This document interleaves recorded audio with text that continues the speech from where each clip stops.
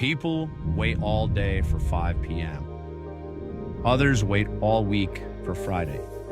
Some wait all of winter for summer, and others wait all of summer for winter, and all of life for fulfillment. Don't let the pursuit of tomorrow diminish the joy of today.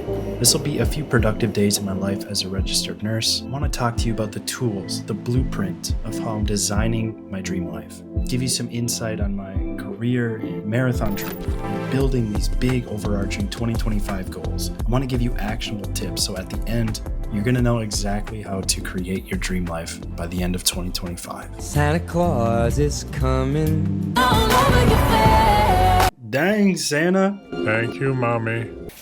The time is 6:10 a.m. It's 13 degrees Fahrenheit with partly cloudy skies. High of 13 degrees and a low of -6 degrees. Yeehaw, cowboy. Today I work 7:45 to 2 after we gotta hit a run and a workout. We're gonna be very productive in between. Buenos dias. Say hi.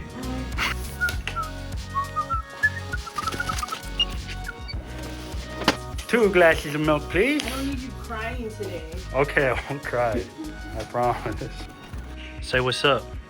Oh, Stacy. Just got home from work. I gotta immediately get ready to go work out. I don't wanna waste any time, so I'm gonna change into my workout clothes and get ready for that. Let's go. Yo, this is Jay from the future on Thursday morning the next day, but I just wanted to offer some thoughts here. One thing I've been giving a ton of thought to this year is the art of designing your dream life. That sounds a bit woo-woo and out there, but a lot of people live their lives on autopilot. They're not giving thought into what they're doing with their life, and they just sort of do things out of, well, this is what I was told to do. Especially earlier in my life, I did the same thing, but I'm really starting to give thought as to where do I want to be? What direction do I want to pursue? The most helpful thing for me has been creating an anti-vision. Your anti-vision is looking at a life that you would absolutely hate. What kind of jobs would you hate? What sort of partner would you hate? What sort of everyday, day-to-day life would you hate? Where do you not want to live? It's almost easier to take your negative experiences in life and put that into, I absolutely do not want to be doing this. Like, this should be an exercise that we do in high school because I think it would have helped me a lot creating a better vision for my life at the time. Your anti-vision helps you identify the red flags. You make intentional choices and it aligns your actions with the dream life forward. So for me, that's things like being stuck in a job that I hate, being unhealthy, out of shape, having financial stress, instability, having the lack of time for the creative and personal projects that I want to pursue. Your anti-vision is essentially the nightmare version of your life. What would be the absolute worst life that you can ever imagine? When you're clear about what you don't want, it makes it incredibly easy to make decisions. All you have to do is ask yourself, does this get me closer to my dreams, to my goals, or does this distract me? What would make you feel stuck or unfulfilled or unhappy? Write down your anti-vision and be brutally honest.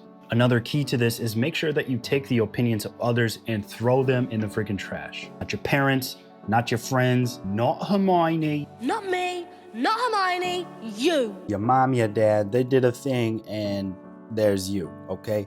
But right around here, we start working. We work and we work and we work to at least here, sometimes even further, especially with how today's world is going. But anyways, so from all this time, we are gonna spend working. As you can see, this is a huge majority of your life, a huge chunk. There's barely anything on the edges. So this time period should not just be waiting for Friday or waiting for retirement.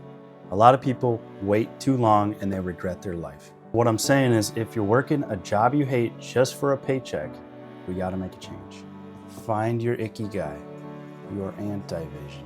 I just don't want you to live a life that you regret. And when I worked in hospice, a lot of people regret these periods of their life.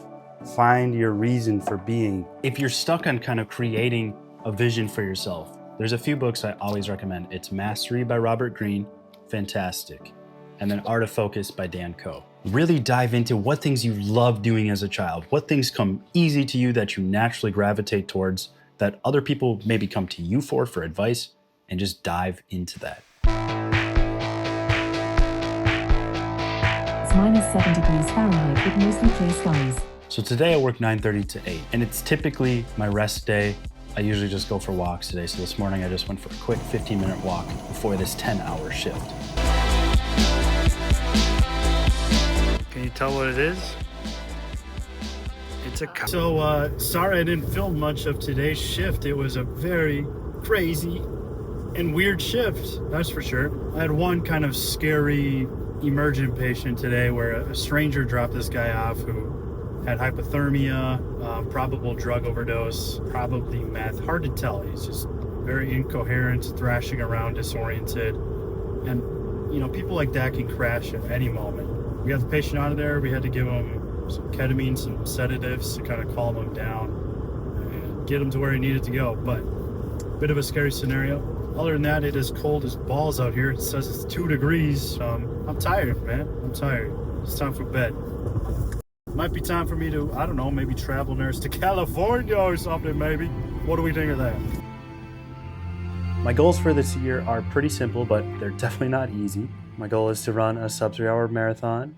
There's a lot of health, like quarterly goals within that sub 3 hour marathon goal. On top of that, I want to make 2025 a lot about my finances. I want to get in control. Finances are also a part of our health and living a high quality life. And I also want to grow this YouTube channel into something that's impactful. And in order to do that, I need to continue to learn and get better, be more creative, just learn, okay? There's a lot of learning and teaching and a lot that goes into that. In Japanese culture, there is this term called misogi. It's about taking on a challenge so big and so uncomfortable that it redefines what you think is possible. So the big example for me is the sub 3 hour marathon, right? The discipline, the consistency, the habits I need to build, the mental toughness. And it's one of those things that even if you fail, you're gonna become a better version of yourself regardless. So your misogi might not be a marathon, maybe it's getting out of debt or rebuilding your health, starting a project you've been putting off. The point is to choose something so ambitious that it forces you to grow into a new person. The problem with the misogi though is it's kind of hard to have this big vision and have no step forward, right? So we gotta create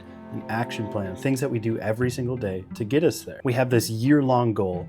We need to break these down into 90-day quests. You'll be surprised at how far you can go in 90 days. Set a reminder on your phone to review your goals every Sunday. And I get asked a lot how I'm so productive.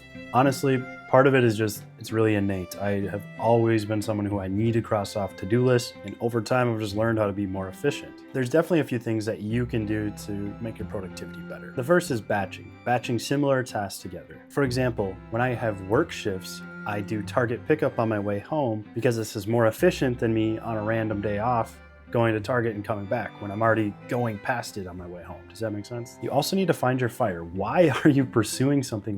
What's the reason for it? You have to have a really good reason, because after a few days, the motivation is gonna die. One thing that kind of hit me later than it should have, but you have to think in minutes and not hours. One thing I realized is I was wasting a lot of minutes in between tasks. Like if you're waiting to do something for 5 minutes, instead of scrolling TikTok, use those 5 minutes productively. You can go do your dishes real quick, clean something really quick. You could make a few notes about something that you're working on. Another productivity hack is in the morning, making sure that your phone is charged. Like I charge mine out here instead of my bedroom, because when I wake up, I don't just open up my phone and start doom scrolling. One of my favorite things to do is just use a timer. Okay, this is just a physical timer. Like that 15-minute timer was because the other day before work, I had about 15 minutes before I had to leave. So I sat down and I was working on stuff for 15 minutes. Use every minute that you can. So I have Opal blocking certain apps from a certain amount of time throughout the day, and it's super, super helpful. So to create your dream life in 2025, we mapped out our anti-vision, came up with our misogi. We're breaking these down into habits, weekly habits, and 90-day quests that we can do. The vision and the anti-vision that we created of your 2025 dream life is the map, but the productivity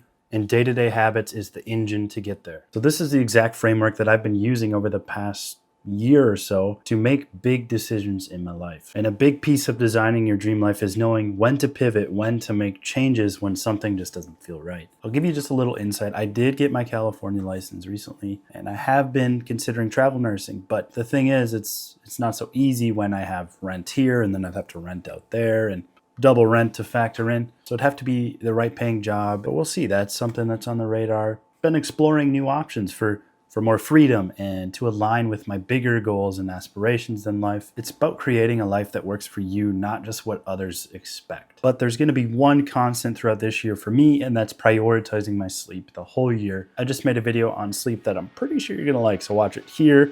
Otherwise, YouTube says you're gonna love this one. So either way, you're in luck. Here they are. Also subscribe. Thanks, gang. Peace.